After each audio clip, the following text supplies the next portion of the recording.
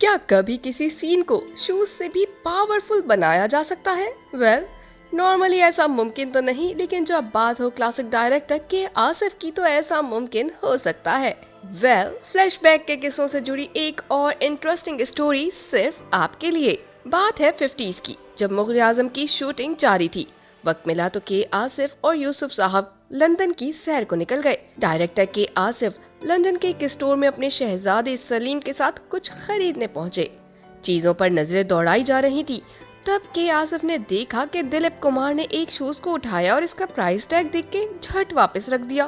के आसिफ ने पूछा, क्या हुआ यूसुफ? दिलीप कुमार साहब बोले, शूज पसंद तो आए लेकिन इसकी प्राइस बेहद ज्यादा है। अब इतने कॉस्टली शूज का क्या फायदा भाई। मजे की बात तो ये है कि यूसुफ साहब को जो शूज भाग गया था उसकी प्राइस उस वक्त के एतबार से लगभग 8,000 रुपए थी, और उस वक्त बेहतरीन किस्म का शू 500 से 700 रुपए में मिल जाया करता था। कि आसिफ ने यूसुफ साहब को जवाब दिया, भाई महंगा है तो क्या हुआ, खरीद लेते हैं। मुगल आजम के उस सीन में काम आएगा जब शहजादा सलीम शहंशाह अकबर से अनारकली की भीख मांगने जाएगा। दिलीप कुमार ने हैरत से पूछा, मुगल आजम में काम आएगा? क्या आप बात करते हैं? डायरेक्टर के आसिफ ने याद दिलाया कि शहजादा सलीम और अकबर के दरमियान उस मौके पर गर्मा गर्म जज्बाती डायलॉग्स भी तो है।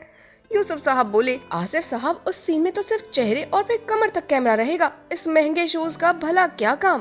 कि आसिफ दिलीप कुमार के चेहरे पर प्यार से हल्की सी थपकी देते हुए बोले, तुम नहीं समझोगे, मुझे शूज का शॉट हरगिज नहीं लेना, लेकिन जब इतना महंगा जूता पहनकर तुम चलोगे तो तुम्हारे चेहरे और चाल में जो रबाब, तकब्बुर और गरूर और एहसास बरतरी होगी, वही दरअसल मुझे कैमरे की आंख में कैद करना है।